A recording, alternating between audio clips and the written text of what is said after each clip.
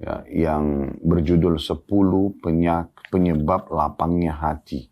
10 penyebab lapangnya hati. Dan buku ini, teman-teman sekalian, adalah buku yang diterjemahkan dari judul aslinya Ashratu Asbab Linsyirah As-Sadr. Atau memang terjemahan letterletnya adalah 10 penyebab lapangnya dada atau hati. Dan ini ditulis oleh Darul Wahyin, dan ini diterbitkan oleh Pustaka Ibnu Umar. Buku yang sangat kecil dan sederhana sekali, berisikan 10 poin tentang penyebab lapangnya hati seseorang. Baik, sebelumnya tentunya kita sudah menghabiskan dan menyelesaikan 30 judul buku, 35 amal pelebur dosa yang ditulis oleh Fatin binti Abdul Aziz. Ya. Ini alhamdulillah sudah kita selesaikan ke 35 poinnya. Sekarang kita lanjutkan setiap Kamis siang, kurang lebih 10 pertemuan, ya, insya Allah ke depan, kita untuk menyelesaikan buku 10 penyebab lapangnya hati. Mungkin buku ini terlihat kecil dan sederhana, harganya pun tidak seberapa, tetapi tentu berisikan ilmu-ilmu yang bermanfaat, dalil-dalil yang bermanfaat, dan seperti biasa metode kami dalam membedah buku, walaupun penulis hanya menulis sebuah judul saja misalnya, maka kami tetap akan mendatangkan syarah atau penjelasan agar Bapak Ibu dan saudaraku seiman bisa mendapatkan manfaat dari ilmu yang luas insya Allah dan dalam, serta memudah atau termudahkan untuk memahami juga mengamalkannya dengan izin Allah subhanahu wa ta'ala. Baik, di awal pertemuan kita berdoa kepada Allah subhanahu wa ta'ala, semoga Allah subhanahu wa ta'ala memanjangkan umur kita di atas ketaatan kepadanya, kesempurnaan ilmu, kesempurnaan iman, dan juga tentunya kita berharap agar Allah selalu menjaga kita dari segala mara bahaya, segala musibah, dan Allah subhanahu wa ta'ala menjadikan kita orang-orang yang selalu taat dan patuh kepadanya, serta juga dilindungi olehnya, diberikan rezeki dari sisinya, serta juga tentu diselamatkan dengan kekuatan dan daya dari sisinya. Dan Allah subhanahu wa ta'ala semoga saja menyatukan kita semua di surga firdausnya tanpa hisab, semoga disatukan dalam majelis ilmu yang mulia ini. Allahumma amin. Baik teman-teman sekalian, kita akan mulai membedah dulu judulnya, 10 penyebab lapangnya hati ataupun dada. Nah, kita harus memahami teman-teman sekalian sebuah hadis Nabi SAW yang mulia, yaitu kata Nabi SAW, فَإِنَّ فِي الْجَسَدِ مُضْغَةً إِذَا صَلُحَتْ صَلُحَ الْجَسَدُ كُلُّهُ وَإِذَا فَسَدَتْ فَسَدَ الْجَسَدُ كُلُّهُ أَلَا وَهِيَ الْقَلْبُ. Ketahuilah dalam tubuh manusia itu ada satu gumpalan darah. Kalau dia baik, maka akan baiklah seluruh jasad seseorang. Dan kalau dia buruk, maka buruklah seluruh jasad seseorang. Subhanallah, inilah yang sedang kita bahas dan biasa dinamakan dengan hati seseorang. Memang ini teman-teman sekalian adalah mahkota dalam diri kita. Mahkota. Kapan kita bisa menjaganya, merawatnya, ya, maka secara otomatis kita akan mendapatkan apa yang kita harapkan, sehatnya seluruh tubuh kita, ya, dan juga tentunya lapangnya dada, serta mudahnya kita untuk mengeksekusi setiap kegiatan dan ide-ide kita. Tapi kapan dia rusak hati ini, maka akan mengganggu seluruh anggota tubuh kita, bahkan mengganggu seluruh aktivitas kita yang akan kita lakukan dalam keseharian, termasuk interaksi kita dengan Sang Pencipta Allah dan juga dengan makhluk. Oleh karena itu teman-teman sekalian, dalam Islam penyakit dibagi dua. Ada penyakit yang sifatnya badan, ya, apapun sakit yang badan, ya, seperti misalnya orang demam, flu, dan seterusnya. Dan juga ada penyakit hati. Nah, penyakit hati inilah yang mungkin ya jarang sekali dari dunia media medis itu menggabungkan antara penyakit badan sama penyakit hati ini. Kalau Islam datang menggabungkan keseluruhannya, bahkan sebenarnya penyakit-penyakit hati inilah yang umumnya menjadi penyebab dari datangnya penyakit-penyakit badan itu. Di antara penyakit hati misalnya iri, dengki, ya, dendam, gitu kan. Ini yang biasa juga dibahasakan sakit hati dan sulit untuk memaafkan, ria, ya, pamer, dan berbagai macam penyakit-penyakit hati yang berbahaya sekali. Nah, Islam datang menyebutkan itu bagian daripada dosa bahkan seperti ria, ya, seperti iri dan dengki, ya, seperti dendam, semua ini, dan juga dilarang setiap penganut Muslim, penganut agama Islam untuk membiarkan bersarang dalam hatinya. Bahkan yang ada adalah justru mengobatinya dengan cara memaafkan, ya, kemudian memaafkan itu menghilangkan dendam, ya, secara otomatis. Berarti juga bersyukur kepada Allah sehingga penyakit iri dan dengki hilang, ya. Kita syukuri apa yang ada dalam diri kita atau yang Allah berikan tanpa harus merasa iri dengan apa yang Allah berikan kepada orang lain, karena itu hak kausalitasnya Allah untuk memberikan kepada siapapun. Juga tentunya dengan cara ikhlas, maka secara otomatis, ya, riya, sum'ah, riya, pamer ibadah, berbangga-bangga, ujub dengan ibadah, itu akan hilang. Makanya Islam juga membenahi dan membagi dua, ada amal badan, seperti orang membaca Al-Quran, seperti orang bersedekah dengan tangannya misalnya, seperti orang berceramah, kayak kami sampaikan, seperti kita sholat, ya, kita berpuasa, ini semua amal-amalan badan kita yang beraktivitas, ya. Namun juga ada amalan hati, dan harus connect satu sama yang lain. Amalan hati seperti ikhlas, tawakal kepada Allah, ya. Kemudian bersyukur, ya, bersabar. Ini semua connect antara amal hati dengan amal badan. Nah, disitulah tercapai kesempurnaan balasan dari Allah Subhanahu wa Ta'ala, artinya berbentuk pahala, dan juga memudahkan kita untuk bisa menjalani roda kehidupan ini karena penggabungan antara dua aktivitas ini, aktivitas badan dan juga aktivitas hati. Nah, teman-teman sekalian, syaitan berusaha agar selalu membuat hati seseorang itu gelisah, gundah, berisikan dan bersarang penyakit-penyakit hati. Oleh karena itu kita harus betul-betul melapangkan hati kita, ya, dan membersihkannya. Dan itu semua juga kembali kepada sebuah hadis Nabi SAW. Kata Nabi SAW, kalau seorang hamba melakukan ketaatan kepada Allah Subhanahu wa Ta'ala, maka Allah akan titikkan dalam hatinya sebuah cahaya yang terang. Dan kalau dia melakukan lagi, maka ada titik cahaya lagi sampai hatinya terang benderang. Dan kalau seandainya dia melakukan satu perbuatan dosa, maka akan dititikkan satu titik hitam dalam hatinya. Kalau dia ulangi titik hitam lagi, maka bisa saja hatinya menjadi kelam. Bahkan Allah Subhanahu wa Ta'ala menggambarkan ada hati yang, ya, lebih keras daripada batu. Asyaddu qaswah, lebih keras daripada batu itu. Maka ini sudah sulit sekali untuk mendapatkan peringatan.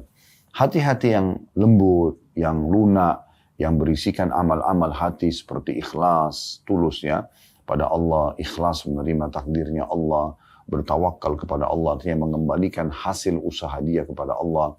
Kemudian juga dia memaafkan, ya, kalau ada kesalahan, maka akan membuat orang seperti ini lebih mudah untuk melalui kehidupan dia. Dan juga dia selalu siap untuk memulai sesuatu yang baru dalam hidupnya. Karena memang dasarnya, ya, dia tidak iri, tidak hasad, tidak ada penyakit. Jadi penuh dengan hal-hal yang sangat baik dalam hatinya. Maka dengan seperti ini orang-orang akan bisa lapang dada, bisa selalu tenang dan senang dalam menghadapi kehidupannya. Nah, ini gambaran tentang masalah hati itu sendiri. Tapi kalau kita sudah bersarang amal-amal hati tersebut, maka kita akan sangat lunak. Air mata kita mudah menetes dengan sedikit melihat fenomena alam saja, misalnya melihat keindahan alam semesta, ya, melihat dan merenungi bagaimana besarnya nikmat Allah pada diri kita, kesehatan yang Allah berikan, makanan, minuman, pasangan hidup, anak-anak. Kita jadi sensitif sekali untuk melihat semua itu sebagai sebuah nikmat, dan kita selalu alhamdulillah. Bahkan kadang-kadang kita netesin air mata karena melihat nikmat Allah per itemnya, bahkan sekecil apapun kita merasakan itu sebuah kenikmatan yang harus kita syukuri. Nah, kita nanti akan bisa sampai pada level itu di saat memang hati kita sangat bersih. Sampai pada tingkat kita bisa meneguk seteguk air saja, kita akan selalu mengatakan alhamdulillah. Kita mungkin hanya bisa menggerakkan jari-jari jemari kita saja, kita mengatakan alhamdulillah, masih bisa mengancing baju kita sendiri misalnya, masih bisa mengenakan pakaian, ya, sendiri, tidak perlu dibantu orang lain. Itu sebuah nikmat yang sangat besar.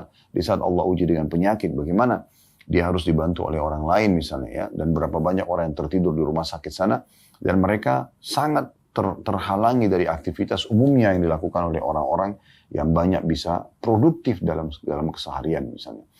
Nah, ini jadi kita jadi sensitif untuk bisa melihat nikmat Allah Subhanahu wa Ta'ala. Ya, apalagi kalau nikmat-nikmat besar, nikmat kecil aja sudah seperti itu, nikmat besarnya luar biasa. Ya, mungkin dia bisa melaksanakan ibadah haji, mungkin dia bisa selamat dari satu tabrakan yang mematikan, pesawat mungkin yang lost control dan akhirnya harus jatuh tapi dia masih bisa selamat. Mungkin banyak hal-hal yang besar dalam hidupnya yang Allah masih selamatkan dia, maka itu lebih menyentuh lagi buat dia. Sebaliknya kalau hati itu keras, Bapak Ibu sekalian, maka dan itu sebabnya karena dosa ya, karena banyaknya pelanggaran Allah Subhanahu wa taala dan jauhnya dari hal-hal yang akan kita sebutkan 10 hal ini ya, 10 hal yang akan kita sebutkan insyaallah satu demi satu poin ini. Jauh dari semua ke-10 hal ini, maka hatinya bisa keras sekali. Apalagi memang dibubuhi dan dibiarkan bersarang semua penyakit-penyakit hati, dari iri, dari dengki, dari kufur nikmat tidak bersyukur kepada Allah Subhanahu wa taala, dendam, egois dan segala macam hal, akhirnya membuat dia sulit sekali untuk bisa bersyukur terhadap nikmat Allah. Sebesar apapun nikmat, senikmat apapun makanan, sebagus apapun pakaian, melimpah apapun harta, tetap aja bagi dia kecil. Tetap aja tidak ada sesuatu yang perlu disyukuri. Begitu juga bahkan kebanyakan lisannya selalu berkeluh kesah. Dan juga kalau ada musibah yang besar, ada bencana alam, gempa, banjir, segala macam. Sama sekali tidak menyentuh bagi dia. Biasa aja gitu.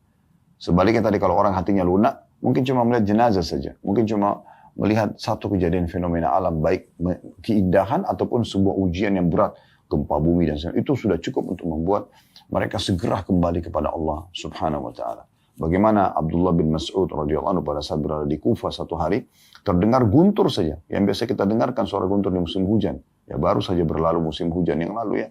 Bagaimana guntur kita dengarkan menggelegar di atas langit sana. Sudah jelas ini. Berarti ada pencipta yang mengaturnya. Dan ada juga yang mengeluarkan suara itu. Dan ada yang menciptakan suara itu. Gitu kan?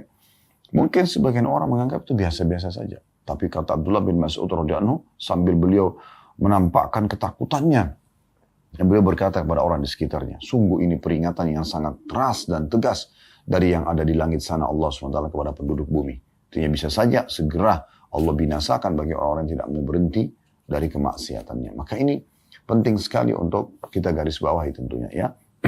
Dan umumnya yang merusak hati itu yang membuatnya sempit adalah dosa. Ya, adalah dosa. Ya. Makanya Nabi SAW mengatakan dalam hadis beliau, salah satu hadis beliau, Al-birru husnul khuluq wal ithmu mahaka fi nafsika wa karihat an yattali'a alaihi nas. Kebaikan itu adalah dengan berakhlak mulia. Ya. Dia bertutur kata yang santun, dia berakhlak yang baik. Sedangkan kejelekan atau dosa adalah sesuatu yang menggelisahkan jiwa. Ketika kejelekan tersebut dilakukan, tentu engkau tidak suka hal itu nampak di tengah-tengah manusia. Maksudnya, salah satu ciri itu adalah dosa karena kamu tidak ingin orang lain melihatnya. Dan Nabi SAW mengatakan dalam hadis yang lain, فَإِنَّ الْخَيْرَ طُمَأْنِينَ وَإِنَّ الشَّرَّ رِيبَةً.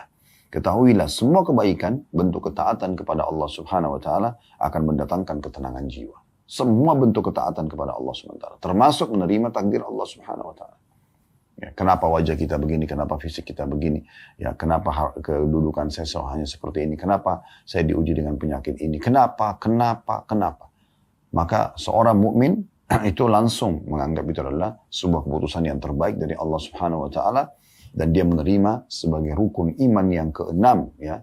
Dari 6 rukun iman diantaranya atau yang berisi yang keenam adalah menerima takdir baik dan takdir buruk ya. Dia beriman tentang adanya hal tersebut. Dan juga semua kejelekan pasti akan mendatangkan kegelisahan. Kejelekan maksudnya adalah dosa-dosa. Ya. Pasti akan mendatangkan kegelisahan jiwa ya, yang tidak akan berujung kecuali dengan kembali kepada Allah Subhanahu wa ta'ala. Kalau hadis pertama tadi yang saya bacakan diriwayatkan oleh Al-Hakim ya, dalam kitab Mustadrak beliau, jadi 2 halaman 51, dan hadis yang kedua saya bacakan riwayat Tirmidzi di nomor 2518 dan Imam Ahmad jadi 1 halaman 200. Begitu juga Nabi SAW mengajarkan kepada kita agar jangan ya, membuka pintu-pintu ya, agar membuat jiwa kita gelisah dengan cara da'ma yaribuka ila ma la yaribuk. Tinggalkan yang meragukanmu dan beralih pada apa yang tidak meragukanmu.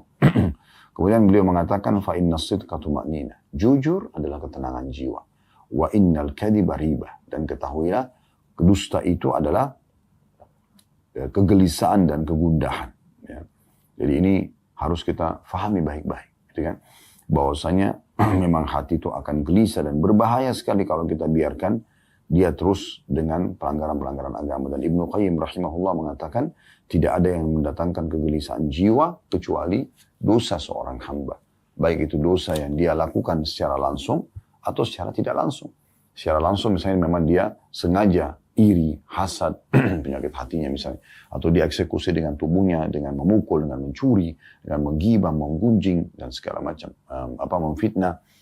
Maka itu bisa saja. Atau secara tidak langsung. Dia tidak paham kalau itu dosa. Dan tidak mau juga mempelajarinya. Ya. Seperti misalnya orang tidak bisa menerima keputusan Allah subhanahu wa ta'ala.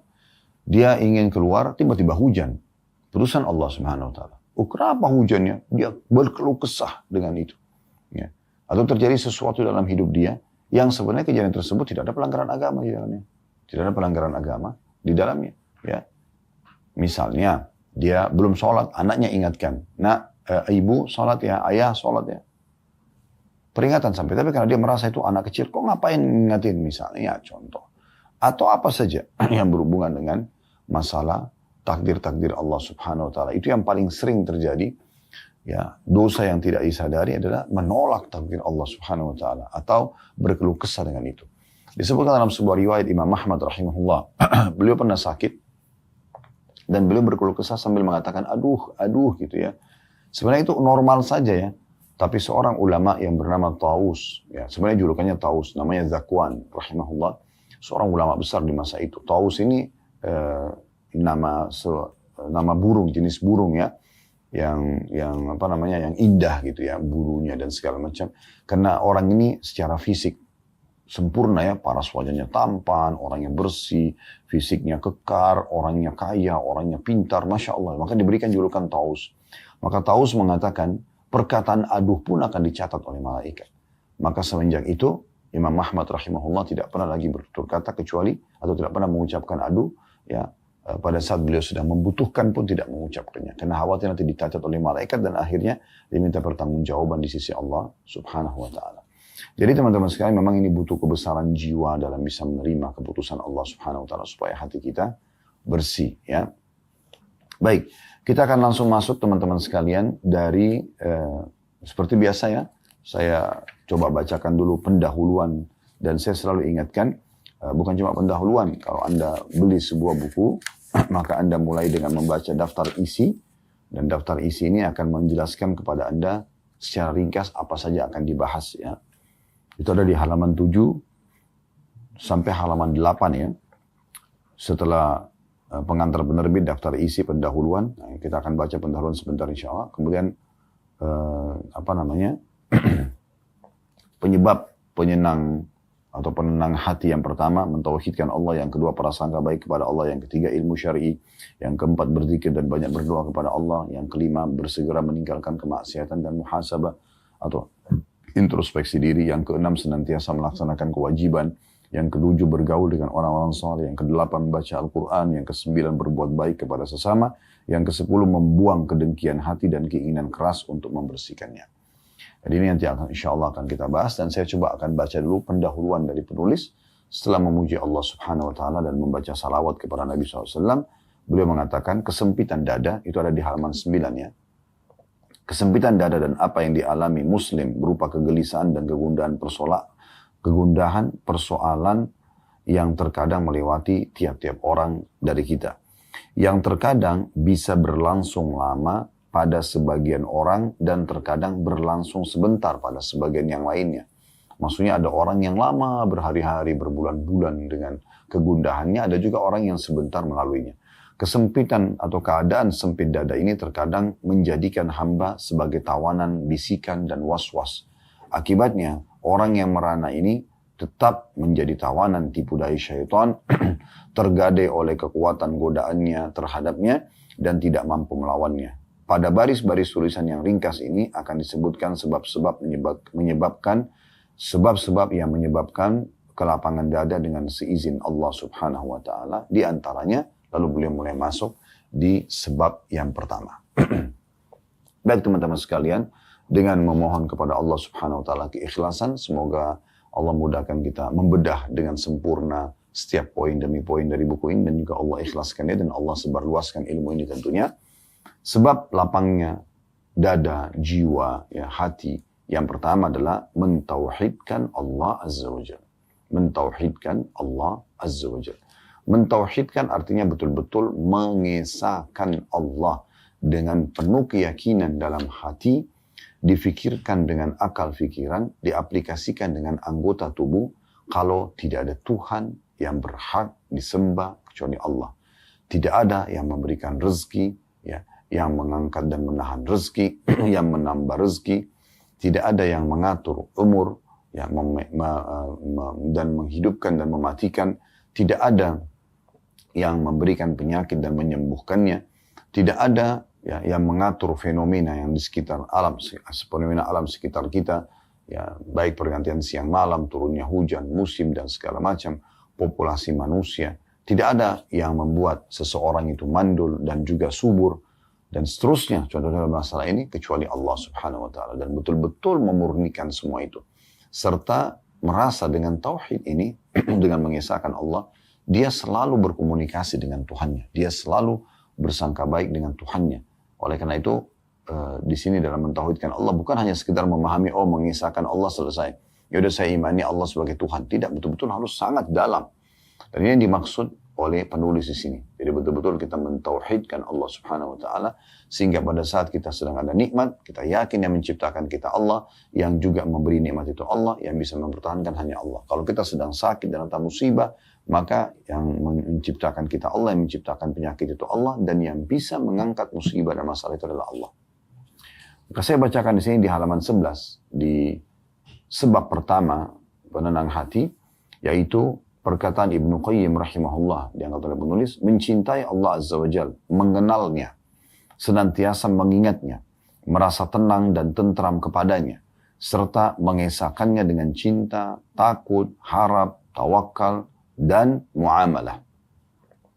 Di mana dialah satu-satunya yang berwenang menghilangkan kesusahan hamba dan mewujudkan keinginannya, adalah surga dunia dan kenikmatan yang tidak bisa disamai oleh kenikmatan lainnya. Itu adalah penyebab mata para muhibbin atau orang-orang yang mencintai Allah Azza wa Jal, dan kehidupan para arifin atau orang-orang yang mengenal Allah Subhanahu wa taala. Dan Ibnu Qayyim juga mengatakan, kata beliau rahimahullah, sejauh mana kesempurnaan, kekuatan dan bertambahnya tauhid itu, maka sejauh itu pula kelapangan dada pemiliknya. Nah, saya kembali jelaskan dulu perkataan Ibnu Qayyim rahimahullah. Ya, mencintai Allah Azza wa Jalla, mengenalnya, ya, senantiasa mengingatnya, ini kan semua berarti bertauhid kepada Allah, ya.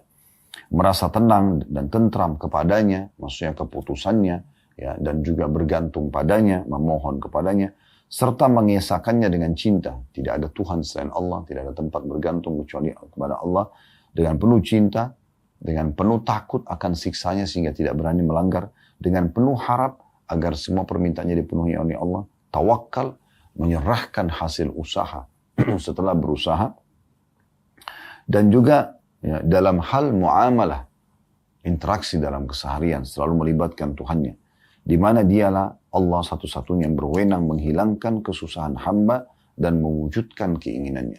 Jadi musibah kita bisa diangkat dan apa yang kita harapkan diberikan. Nah, itu hanya Allah Subhanahu wa taala. Makanya banyak sekali nasihat para ulama berhubungan dengan masalah ini.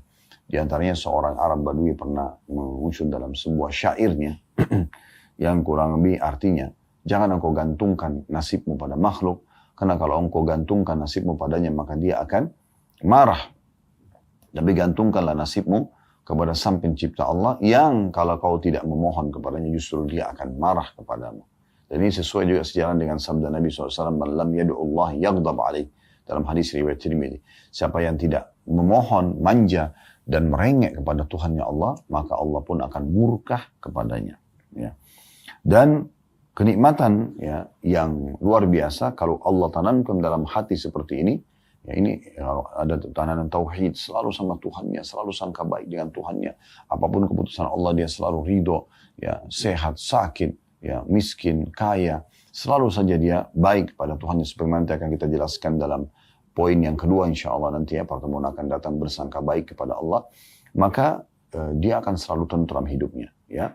Dan juga perkataan Ibnu Qayyim tadi yang terakhir adalah makin dalam pengetahuan tauhid seseorang, makin kuat keyakinannya kepada Allah SWT, maka makin jauh pula kelapangan dada pemiliknya. Ya, makin mudah sekali dia untuk menerima. Contoh misalnya, pada saat nikmat sedang ada, kita bersyukur. Dan itu tidak sulit untuk bersyukur. Ya. Umumnya orang semua mengatakan, oh ya Alhamdulillah, sebentar misalnya kita buka puasa, kita dapat makanan, minuman, kita merasa nyaman. Maka itu oke-oke saja. Kita dengan mudahnya kita bisa langsung bersyukur.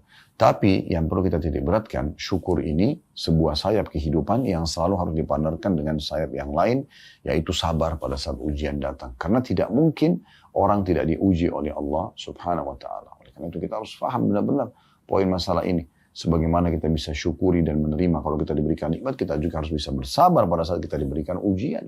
Itu poin yang sangat luar biasa yang harus kita pahami. Ya. Sehingga kalau kita pernah sehat, kita juga bisa menerima pada saat kita sakit. Kita pernah kenyang, kita juga bisa terima pada saat kita lapar. Pada saat kita tua, kita bisa menerimanya. Karena kita juga pernah, atau kita muda, kita bisa menerima, syukuri, dan kita bisa menerima pada saat kita sudah tua dan pikun, sehingga tidak kekuatannya berkurang dan segala macam. Semua itu adalah partner kehidupan yang harus ada. Sebagaimana juga kita hidup, kita akan mati. Dan puncaknya nanti di akhirat ada surga dan ada neraka. Baik teman-teman sekalian, berbicara masalah tauhid kepada Allah Subhanahu wa Ta'ala, saya akan coba melihat dan melirik apa yang ditulis oleh Syekh Abu Bakar Jazair rahimahullah dalam kitab Minhajul Muslim beliau. Ada 4 bab yang beliau angkat di awal bab kitab akidah beliau, itu tentang masalah mentauhidkan Allah Subhanahu wa Ta'ala. Beliau mengatakan, saya bacakan apa yang ditulis ya. Pasal ini maksudnya beriman kepada Allah dan mentauhidkan adalah pasal yang paling penting kedudukannya dan paling agung nilainya. Sebab seluruh kehidupan seorang muslim berpusar di situ dan terbentuk karenanya. Mulai dari tauhid kepada Allah. Ini adalah dasar segala prinsip dalam sistem umum bagi kehidupan seorang muslim secara keseluruhan. Seorang muslim beriman kepada Allah Subhanahu wa Ta'ala dalam arti dia meyakini wujudnya Allah yang maha suci dan bahwa sungguhnya dia adalah pencipta langit dan bumi, maha mengetahui yang gaib dan yang tampak, Rabb atau pencipta, penguasa, pengatur segala sesuatu dan pemiliknya. Tiada Tuhan yang berhak disembah kecuali dia, tiada Rabb selain dia. Dia meyakini bahwasanya Allah memiliki sifat kesempurnaan, suci dari semua kekurangan. Yang demikian itu karena petunjuk Allah Subhanahu wa Ta'ala kepadanya dan karena dalil-dalil nakli dan akil berikut ini. Jadi beliau menyebutkan semua ini diikuti dengan dalil tentunya. Nah, di antara dalil yang diangkat oleh beliau, saya mungkin tidak bacakan semua karena cukup banyak, tapi bisa Bapak Ibu membuka dalam surah Al-A'raf ayat 54 ya. Yang bunyinya surah Al-A'raf ayat 54 ini, Inna rabbakumullahu alladhi khalaqas samawati wal arda fi 6 ayyamin thumma istawa 'alal arsh yughshi al-layla an-nahara yatlubuhu hasithan wash-shamsa wal qamara wan nujuma musakhkharatin bi amri ala lahul khalqu wal amr tabarakallahu rabbul alamin. Yang artinya sesungguhnya Rabbmu ya, penciptamu ya, hai sekalian manusia ialah Allah. Dan dia adalah yang telah menciptakan langit dan bumi dalam 6 hari. Lalu dia bersemayam di atas arsh singgasananya. Dia menutupkan malam kepada siang. Yang setiap hari kita lihat fenomena siang dan malam berganti ini. Allah yang menyatakan hanya dia yang menggantikan itu. Dia yang menutupkan malam kepada siang yang mengikutinya dengan cepat. Dan diciptakannya pula matahari, bulan dan bintang-bintang. Masing-masing tunduk dengan perintahnya. Ingatlah, menciptakan dan memerintah hanya haknya Allah yang maha penuh dengan berkah. Ingatlah, menciptakan dan memerintah hanyalah hak Allah, maha penuh berkah Allah, Rabb semesta alam. Jadi kita bisa lihat bagaimana Allah Subhanahu wa Ta'ala memperkenalkan dirinya. Kalau dari ayat ini kita ambil satu potong saja tentang masalah pergantian siang malam. Siapa di antara manusia teman-teman sekalian yang coba mengatakan atau dia mengatakan Tuhannya, kalau dia yakini selain Allah SWT, misalnya patung-patung, misalnya pohon, misalnya jin, misalnya malaikat, atau siapa yang dia yakini, dewa-dewa ya, yang dia anggap bisa menggantikan siang malam, buktikan. Gitu kan. Kalau memang mereka bisa gantikan siang malam. Ya. Tapi yang kita imani, Allah Subhanahu Wa Taala memang sudah menurunkan kitabnya, sudah mengutus rasulnya, ya. Dan kita bisa melihat bagaimana kehidupan para nabi-nabi dan rasul, dan bagaimana isi Al-Quran. Banyak sekali ayat yang menceritakan tanda-tanda kebesaran Allah justru karena dia betul-betul memang ya menggantikan siang dan malam, menurunkan hujan dari langit, ya.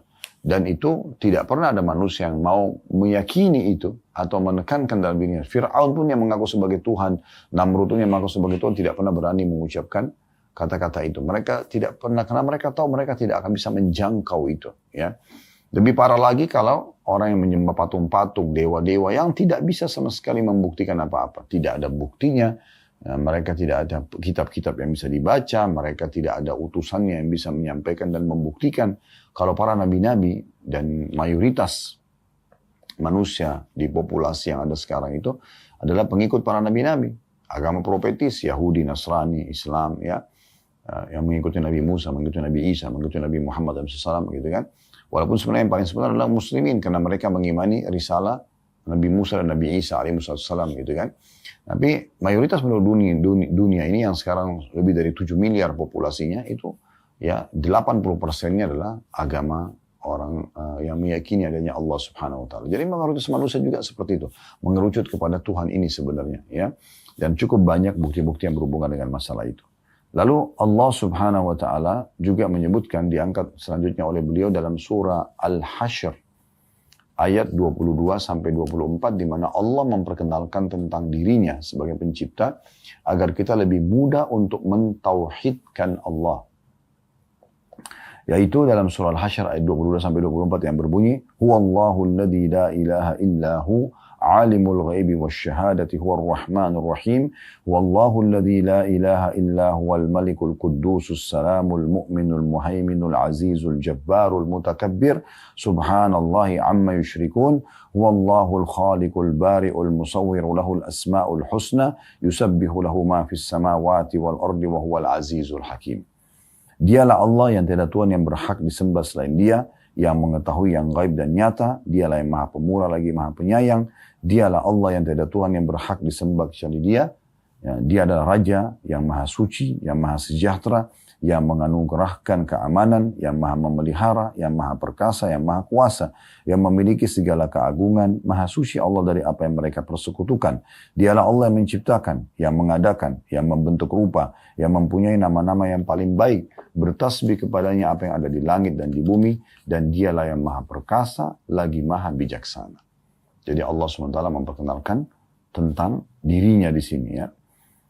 Kemudian juga ada dalil yang lain yang diangkat oleh beliau, ya, yaitu tentang firman Allah Subhanahu Wa Taala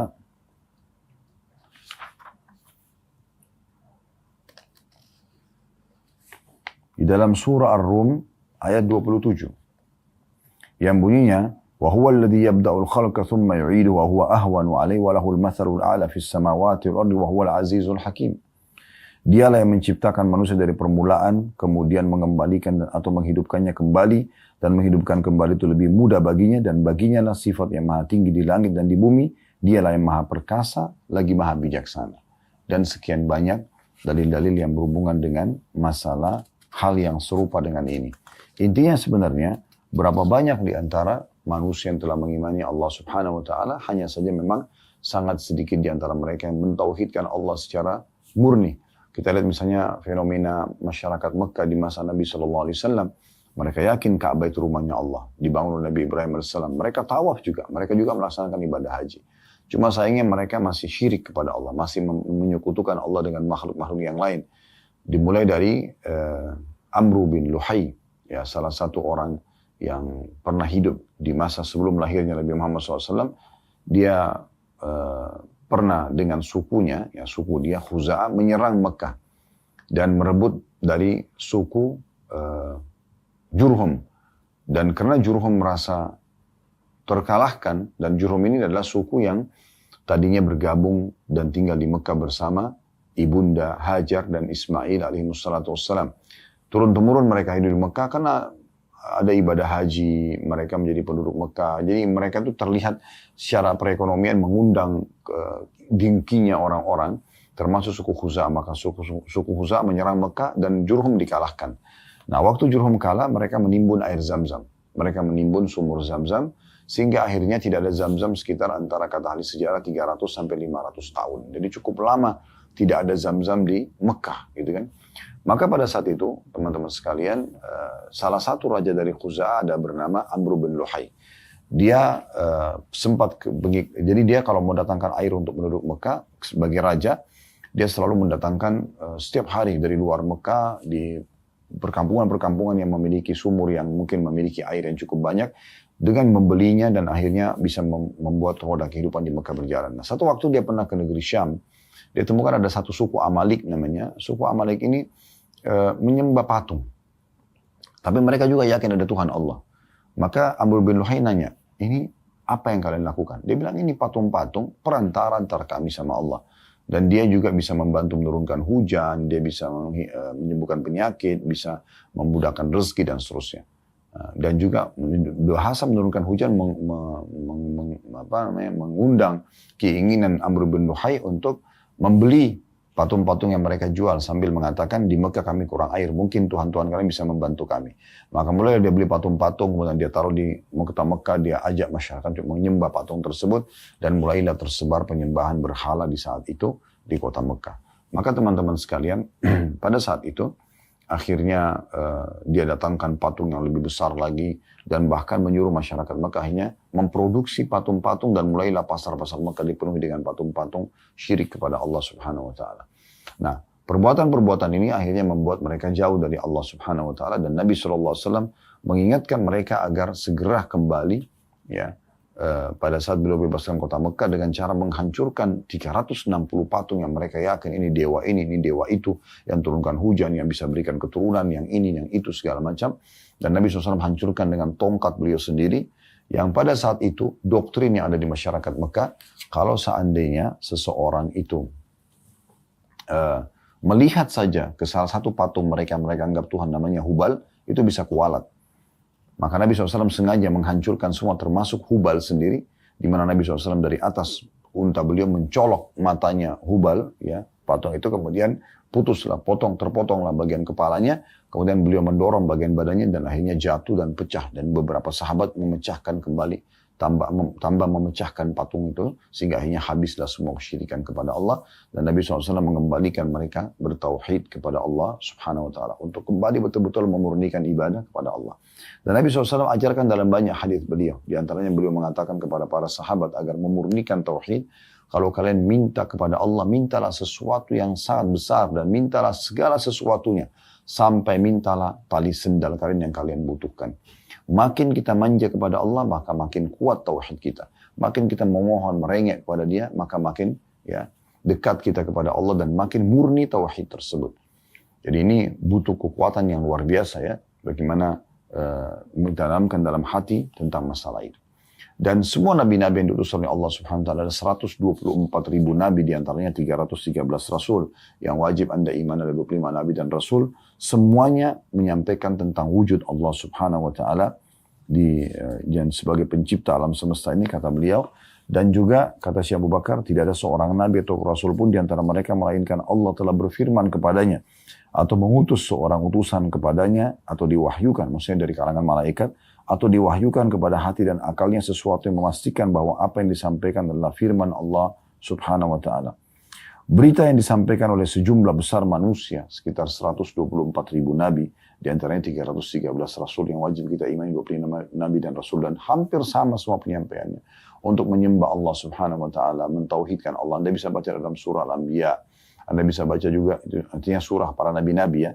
Kemudian Anda bisa baca nama-nama nabi-nabi secara khusus disebutkan seperti surah Hud, surah Yunus, surah Yusuf, surah Ibrahim, kemudian surah Muhammad alaihissalam. Itu kan semua nama-nama surah yang nabi-nabi disebutkan, dan ada kisah-kisah dari para nabi-nabi dan perjuangan mereka dalam menyampaikan tauhid kepada Allah Subhanahu wa taala. Dan juga Beliau mengatakan berapa banyak di antara ya, para ulama yang ulama ini semua umumnya menyampaikan tentang tauhid kepada Allah SWT, membacakan firman Allah Subhanahu Wa Taala, menyampaikan tentang apa yang disampaikan oleh Nabi Muhammad SAW. Dan subhanallah betul-betul memang sinkronnya antara iman kepada Allah Subhanahu Wa Taala ini dengan mengikuti utusannya Rasulullah Muhammad SAW, mengikuti isi kitab Al-Quran yang diturunkan, maka kita bisa lihat, kita bisa uji dan tes secara akal kita. Apakah ini benar atau tidak, baik atau tidak. Kita akan temukan semua yang diperintahkan. Jujur, amanah, tanggung jawab, bakti sama orang tua, jenguk orang sakit. Apalah membantu orang susah. Semuanya pasti baik-baik. Dan dijanjikan janji yang sangat besar dari balasan. Nah begitu juga dengan apa yang dilarang. Bohong, menipu, menggunjing, memfitnah, memukul, mencuri, membunuh. Semuanya buruk-buruk. Mengganggu orang dan segala macam. Dan itu diancam. Nah, berarti ancam dengan ancaman yang berat ya. Dengan dosa dan segala macam. Dengan hukuman disiksa kubur, siksa neraka. Berarti orang kalau mengikuti dan mencerna dengan akal sehatnya. Ini agama yang benar. Dan ini Tuhan yang benar. Karena ajarannya semua mengarah kepada sesuatu yang baik. Dan sudah terlalu banyak orang yang membuktikan dengan keimanan mereka. Bahkan miliaran tadi kita sudah bahasakan. Mayoritas manusia justru meyakini tentang masalah itu. Kemudian Syekh Abu Bakar Jazair mencoba memberikan dalil akal, secara akal. Lebih dalam lagi. Beliau mengatakan, adanya alam semesta dan makhluk yang beraneka ragam memberikan kesaksian adanya wujud Sang Pencipta. Gak mungkin tiba-tiba ini ada semua tanpa ada Sang Pencipta. Yaitu Allah Subhanahu Wa Taala. Cuma bedanya kita seorang muslim sudah dikerucutkan dah. Gak usah repot-repot cari Tuhan, namanya Allah. Ini Rasul yang diutus, ini kitab yang diturunkan. Pelajari, terapkan apa yang diajarkan dalamnya, maka kau akan mendapatkan panduan hidup dan selamat dunia akhirat.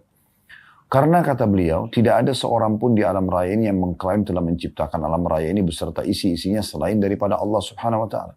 Akal manusia pun menyatakan mustahil atau tidak mungkin adanya sesuatu tanpa ada pencipta atau yang mengadakannya. Seperti misalnya bangunan ini tidak mungkin ada, lampu ini tidak mungkin menyala misalnya, tanpa ada yang mengadakannya. Berarti harus semua ini ada dari fenomena alam yang bisa kita saksikan gitu.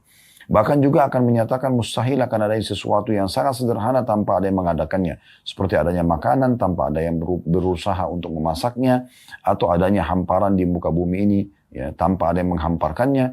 Maka bagaimana dengan alam raya yang luar biasa besarnya dan terdiri dari langit dengan segala planet-planet yang dikandungnya. Matahari, bulan, dan bintang-bintang semuanya berbeda besar dan kecilnya. Bentuk dan rupanya, dimensi-dimensi dan pergerakannya. Bumi dengan segala apa yang ada di permukaannya. Seperti manusia, jin, dan berbagai hewan dengan segala jenis dan spesiesnya. Dan dengan segala perbedaan warna dan bahasa. Perbedaan pengetahuan dan pemahaman, karakteristik dan ciri. Dan dengan segala apa yang dikandungnya seperti barang-barang tambang yang bermacam-macam dikandung oleh bumi. Ya, warna dan kegunaannya dengan segala sungai yang mengalir, daratan yang diliputi lautan dan samudera, serta dengan segala macam tumbuh-tumbuhan, pepohonan yang beraneka ragam buah-buahannya, yang berbeda-beda pula macam dan jenisnya, rasa dan baunya, kekhususan dan juga kegunaannya. Ini semua tidak mungkin kalau tanpa ada yang menciptakannya. Nah, sekarang kita tinggal merucut kepada satu pencipta, yaitu Allah Subhanahu Wa Taala. Ini akan membawa pada poin yang luar biasa. Jadi Anda tidak usah lagi mencari ya siapa yang menggantikan siang malam, siapa yang membuat ada cahaya bintang itu, siapa yang membuat ukuran matahari begitu dan panasnya bisa bermanfaat buat bumi misalnya. Ilmu pengetahuan alam cukup banyak ya, yang sebenarnya lebih membawa kita kepada tauhid kepada Allah Subhanahu Wa Taala. Bahkan Allah mengatakan, wa fi anfusikum afala tubsirun, dalam diri kalian tidakkah kalian lihat ada tanda-tanda kebesaran Allah. Bukankah kita manusia tidak bisa mengalih fungsikan misalnya mata, kita alih fungsikan untuk makan misalnya, menggantikan fungsi mulut. Bukankah kita tidak bisa mengganti fungsi untuk melihat dengan mulut misalnya? Bukankah kita tidak bisa alihkan fungsi mendengar dengan hidung misalnya? Tidak bisa juga kita alihkan fungsi kita menghirup ya atau mencium bau dengan kuping kita? Tidak bisa. Semuanya ada fungsinya masing-masing. Dan semua ada kadarnya. Semua ada ukurannya. Ada karakteristiknya, gitu kan. Ada gunanya, fungsinya. Dan itu tidak bisa dialihkan. Maka ini pasti ada yang mengaturnya semua. Nah, kelebihan Anda sebagai seorang muslim, Allah mengajarkan Anda bertauhid. Udah esakan aja. Semua itu yang kau jangkau dengan tidak jangkau dengan matamu di alam semesta ini, di langit sana, di bumi, di kedalaman lautan, semua kembali kepada kalimat tauhid, la ilaha illallah. Tidak ada yang menciptakan, tidak ada yang mengadakan, tidak ada yang mengurus. Ya, semua itu kecuali Allah Subhanahu wa Ta'ala. Makanya ada kisah klasik yang sudah lama di awal-awal dakwah pernah kami sampaikan, kembali saya ingatkan. Ada seorang salafus saleh dulu mengadakan perjalanan dan masa itu orang cuma mengandalkan cahaya matahari saja. Jadi kalau mereka jalan di siang hari dari pagi sampai menjelang maghrib, habis itu mereka istirahat. Tunggu besok baru mereka jalan lagi. Nah seperti itu yang kurang lebih mereka lakukan. Maka yang terjadi teman-teman sekalian, satu waktu dia jalan, kemudian tiba menjelang maghrib, dia berada di sebuah hutan.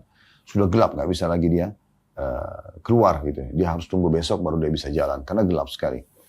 Maka dia pun akhirnya istirahat, dan di awal malam, kalau kita sekarang jam 11, jam 12 malam, dia bangun, kemudian dia wudhu dan dia sholat malam. Dia ceritakan, pada saat dia sedang sholat, selesai 2 rakaat pertama, tiba-tiba di depan mata dia ada seekor harimau yang meraung dengan keras, dan seperti kelaparan siap untuk menerkamnya.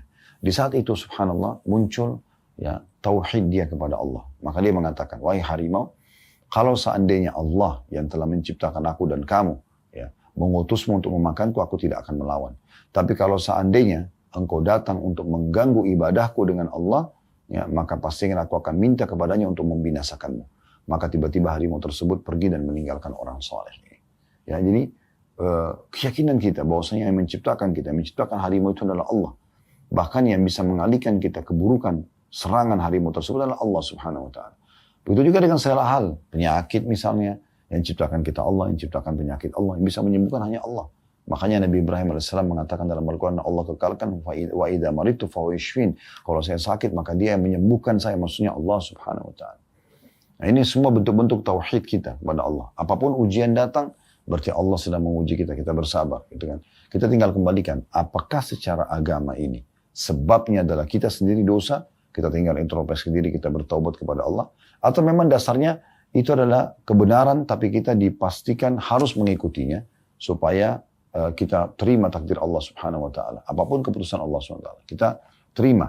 Lalu kemudian kita minta agar Allah Subhanahu wa Ta'ala membuat hati kita tenang menerimanya. Ya, apakah ciptaan fisik kita, apakah keadaan ekonomi kita, apakah fenomena yang sedang terjadi dalam kehidupan rumah tangga kita, misalnya belum dikaruniai anak, misalnya terjadi kekurangan rezeki, ya, pendapatan sehingga kita harus pas-pasan, atau lagi sakit, kita mau berobat kekurangan harta, maka itu ujian dari Allah. Oh, ini Allah lagi uji saya, maka kita bersabar. Caranya kita menerima takdir Allah, kemudian kita ikhtiar mencari jalan keluar agar Allah Subhanahu wa Ta'ala memudahkan untuk kita melalui ujian tersebut. Dan beliau mengatakan juga, secara akal juga, adanya firman Allah Subhanahu wa Ta'ala dalam Al-Quran yang bisa kita baca, kita fahami maknanya, membuktikan adanya wujud Allah Subhanahu wa Ta'ala. Karena sangat mustahil ada pembicara atau kalam tanpa adanya pembicara atau mutakallim, ya. Atau adanya ucapan tanpa ada yang mengucapkan. Jadi kalam atau firman Allah menunjukkan wujudnya, dan ini mengandung ya ajaran yang paling kokoh dan sempurna yang pernah diketahui oleh manusia. Undang-undang atau aturan yang paling bijaksana yang merealisasikan berbagai kebaikan bagi umat manusia. Ia juga meliputi teori-teori ilmiah yang paling benar, serta meliputi berbagai masalah ghaibiyah atau hal-hal yang gaib bagi manusia dan peristiwa-peristiwa bersejarah. Dan di dalam semua itu atau semua hal itu, ia sangat tepat dan benar. Tidak ada satu hukum atau aturan pun dari hukum-hukum yang dikandungnya yang tidak merealisasikan kegunaan dan manfaatnya sepanjang zaman. Sekalipun waktu dan tempat berbeda. Tidak ada satu teori pun dari teori-teori yang ada di dalamnya yang kadaluarsa. Dan tidak ada satu masalah gaib pun yang tidak terbukti dari perkara-perkara gaib yang diberitakan. Dan tidak ada seorang pun ahli sejarah yang berani membatalkan satu kisah dari kisah-kisah yang dimuat dalam firman Allah dalam Al-Quran. Lalu kemudian ia mendustakannya, atau mampu mendustakan atau menafikan suatu kejadian dari kejadian-kejadian bersejarah yang disebutkan dan diinformasikan secara rinci. Al-Quran berisikan tentang sejarah umat-umat sebelum kita. Berisikan tentang hukum-hukum yang harus kita lakukan, ya. Yang kita lakukan ketaatan. Berisikan tauhid, pengesahan tentang Allah Subhanahu wa Ta'ala. Berisikan tentang informasi gaib yang akan terjadi nanti di akhir ya kehidupan kita. Permainan kemandian, alam barzah, kemudian juga tentang akhirat, kebangkitan, nanti timbangan amal, kemudian juga tentang surga dan neraka. Semuanya terinci. Maka tidak ada sesuatu yang membuat orang itu harus menolak Al-Quran. Karena berisikan semua fakta-fakta. Makin cerdas akal seseorang, makin mudah dia bisa menerima semua kebenaran tersebut. Di hari-hari kita sekarang, kejadian yang terjadi di Gaza, semoga Allah SWT angkat permasalahan yang sedang mereka hadapi dan Allah berikan kemenangan. Jadi luar biasa. Ya, bagaimana banyaknya orang di Amerika dan di Eropa, saya temukan cuplikan-cuplikannya mereka masuk Islam. Karena mereka melihat bagaimana kesabaran yang ada dalam hati para penduduk Gaza itu. Dan itu semua disebabkan karena agama mereka, karena tauhid mereka kepada Allah SWT.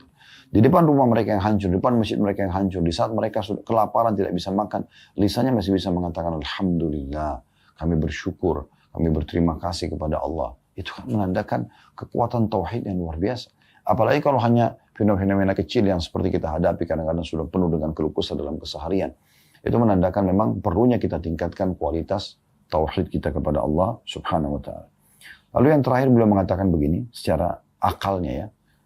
Adanya sistem yang sangat teratur rapi yang tercermin pada sunnah kauniyah atau dalam sistem penciptaan, pembentukan, pertumbuhan dan pengembangan bagi seluruh makhluk hidup yang ada di alam semesta. Sesungguhnya semuanya patuh dan tunduk kepada peraturan. Tidak dapat keluar darinya bagaimanapun jua. Sebagai contoh adalah manusia. Ia diciptakan bermula dari sperma yang tercurahkan ke dalam rahim. Adakah manusia yang bisa diciptakan tanpa proses ini? Maka nggak mungkin. Dari segumpal sperma. Dari setetes sperma.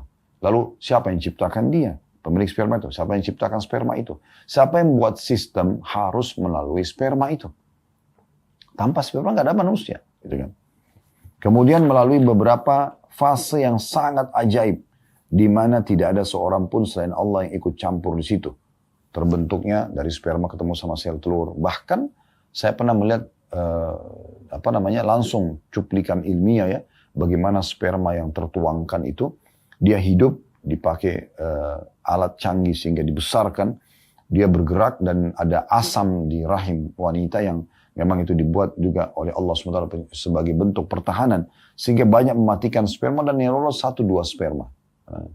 Kalau 1 berarti jadi 1 anak, kalau 2 mungkin jadi kembar gitu kan. Itu kemudian sperma itu jalan seperti punya perintah. Bagaimana dia jalan dan bentuknya agak unik ya. Sedikit ada bentolan kepala dan ada ekor di bawah. Dan ekor itu terus menggoyang dia sampai dia bertemu dengan sel telur. Sel telur seperti debu berengket di rahim seorang wanita. Dan si sperma ini seperti dapat sinyal dan tahu dia harus cari di mana. Begitu ketemu, ekornya dilepas. Karena kalau tidak secara ilmiah disebutkan, maka akan merusak sel telur itu semuanya. Ekor terlepas, kemudian bagian kepala terbuka, katupnya ada inti sperma yang akan bergabung dengan sel telur. Lalu terjadilah fase yang luar biasa. Ya, semua kita sama. Semua kita sama. Tidak ada yang tidak melalui proses ini kalau untuk jadi manusia. Siapa yang buat sistem ini?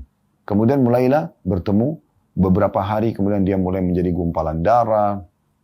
Tadinya sperma putih, bisa berubah jadi darah. Sel telur juga cuman seperti debu, bisa berubah menjadi gumpalan darah. Kemudian gumpalan daging, mulailah terbentuk tengkorak manusia, mulailah terbentuk otot-ototnya, mulai dari otot-otot yang melekat di tubuhnya, bola mata, dan termasuk bola matanya dan segala macam, sampai semuanya. Dan saya pernah melihat karya ilmiah luar biasa, ya. Secara ilmiah, itu diperlihatkan bagaimana sel-sel yang terus berkembang dari sperma sama sel telur ini, termasuk pada saat membentuk jari-jari. Satu sel tidak akan pindah ke tempat yang lain. Misalnya sel yang dasarnya memang dia harus ke tangan, itu dia tidak akan pindah ke bagian tubuh yang lain. Seperti sudah dapat perintah, masing-masing sel itu akan datang. Dan di sini, ya dalam bahasa ilmiah itu saya lihat cuplikannya, dia kenapa bisa terbentuk jari kita seperti ini? Jadi dia di sini seperti pasti dia seperti membunuh dirinya sendiri. Sel itu dia berhenti sehingga seperti ini bentuknya.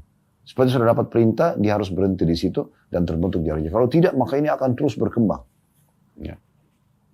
Dan seterusnya. Itu keajaiban luar biasa. Kemudian setelah itu lagi, ya, pada saat dia keluar ya, sebagai sosok manusia yang sempurna, maka dia tetap harus melalui proses fase lagi. Tidak langsung dewasa, nggak langsung kayak kita. Tetap harus bayi. Belum bisa ngomong, cuma bisa nangis. Ya. Kemudian mulailah dia tumbuh besar, lebih besar menjadi anak-anak. Tetap sama masih butuh bantuan orang di sekitarnya, terutama kedua orang tuanya. Kemudian sama juga masih proses dia harus belajar, tubuhnya masih terus tumbuh sampai dia menjadi dewasa. Kemudian setelah itu angan-angannya sama, membangun rumah tangga, punya pendapatan. Kemudian setelah itu dia mulai tua dan meninggal dunia. Fasenya sama. Ini kalau tidak ada pencipta, lalu siapa yang mengatur semua ini? Bagaimana bisa? Itu dalam diri manusia sendiri. Ya. Jadi penciptaannya, pembentukannya, pertumbuhannya, perkembangannya, dari bayi hingga dia meninggal dunia, ini menandakan luar biasa bagaimana ada pencipta yang mengatur semua itu. Kalau kita tahu ada pencipta yang mengaturnya, kenapa kita tidak kembali kepada pencipta itu? Lalu beliau mengatakan, demikian juga terjadi pada hewan-hewan, pohon-pohon, tumbuh-tumbuhan. Ya. Dan apapun benda-benda yang bisa dijangkau oleh mata kita, yang tidak bisa juga dijangkau oleh mata kita. Semuanya itu melalui satu sistem yang mau nggak mau harus dilewati. Maka ini menandakan luar biasanya seseorang itu ya, menyadari ada Tuhannya Allah SWT dan tinggal kembali kepada Tuhannya Allah Subhanahu Wa Taala. Betapa bahagianya para nabi-nabi dan orang-orang yang sudah mentauhidkan Allah. Mereka betul-betul merasa terpandu dalam hidupnya dan mereka bahagia di dunia, mendapatkan apa yang mereka harapkan karena mereka kembali kepada Tuhannya Allah SWT dan juga tentunya di akhirat mereka akan mendapatkan yang terbaik. Allahu a'lam. Ini bahasan kita teman-teman sekalian insyaAllah. Dan kembali saya mengajak teman-teman untuk saling dukung-mendukung dalam kebaikan. Sebagaimana Allah sebutkan dalam surah Al-Ma'idah surah nomor 5 ayat 2. Wa ta'awanu al-birri wa taqwa. Saling dukung-mendukung dalam kebaikan dan ketakwaan. Wa la ta'awanu al-ithmi wal udwan. Dan jangan saling dukung-mendukung dalam dosa dan pembangkangan. Maka kita saling dukung-mendukung dalam mengembangkan channel dakwah kita ini. Dan semua channel-channel dakwah yang menyampaikan tentang Islam, tentang sunnah Nabi SAW. Tentunya dengan mengikuti semua sistem yang ada di media Anda. Mungkin YouTube dengan subscribe, like, dan juga loncengnya. Mungkin di Instagram, Facebook, di TikTok. Mungkin ada dengan follow, dengan share. Ataupun sistem yang sudah dikembangkan oleh provider masing-masing. Dan juga saya pasti insya Allah dengan izin Allah Subhanahu Wa Taala memastikan Anda akan ikut mendapatkan pahala atau andil dengan dukungan tersebut. Serta juga teman-teman sekalian bagi Anda yang berminat di Ramadan ini karena kata Nabi SAW, Afdalu sadaqatu fi Ramadan, sedekah yang paling afdal sedekah di bulan Ramadan. Kalau Anda ingin ikut andil dan bisa mau meraih pahala ekstra dari puasa Anda, maka bisa menjalankan hadis Nabi SAW, Man fattara sa'iman kana lahu mithlu ajri sa'imin ghairi an yanqus min ajri sha'im syai'a. Sampai membuka puasakan orang lain, maka dia akan dapat pahala orang yang dibuka puasakan tanpa dikurangi sedikitpun dari pahala orang yang dibuka puasakan. Maka ini Anda bisa ikut program kami, Ramadan Tanpa Lapar.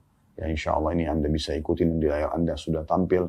Anda bisa melihat nomor rekening dan juga nomor kontak customer service yang bisa dikontak mungkin ya. Kemudian juga kami punya banyak sekali program, ada buka puasa juga yang kami akan adakan insya Allah di kota Mekah. Dan sudah berjalan dari awal Ramadan itu sampai akhir Ramadan nanti. Dengan paketnya itu sekitar Rp60.000 per satu pack yang akan dibagi-bagikan di sekitar Masjidil Haram. Juga tentu kita punya program banyak sekali, motor dai, kemudian membantu anak-anak yatim, kita membantu para janda-janda, ada rumah Quran, ada menyebarkan buku dan Al-Quran, ada program-program yang cukup banyak yang mungkin Anda bisa lihat di Yayasan Khalil Basalamah, tepatnya brandnya Sedekah Kreatif. Semoga saja Allah jadikan majelis kita majelis yang penuh dengan berkah dan diterima sebagai amalan tambahan buat kita. Jangan lupa teman-teman sekalian mendoakan agar negara kita menjadi dengan aman, tentram, damai, dan Allah selalu jaga persatuan dan kesatuan juga kemerdekaan kita. Serta juga Allah menolong saudara-saudara kita di Palestina, terutama di Gaza. Allah berikhlaskan niat mereka, terima para syuhada mereka, mulakan Islam di tangan mereka dan tangan kita semua, dan Allah ikut sertakan kita bersama mereka di pahala, baik dengan doa, dengan harta, juga dengan jiwa kita. Dan semoga Allah Subhanahu Wa Taala menyatukan kita semua di surga Firdausnya tanpa hisab, mana disatukan dalam majelis ilmu yang mulia ini. Oleh benar dari Allah, pada saat ini saya mohon dimaafkan. Subhanakallahumma bihamdika, asyhadu an la ilaha illa anta astaghfiruka wa atubu ilaik. Wassalamualaikum warahmatullahi wabarakatuh.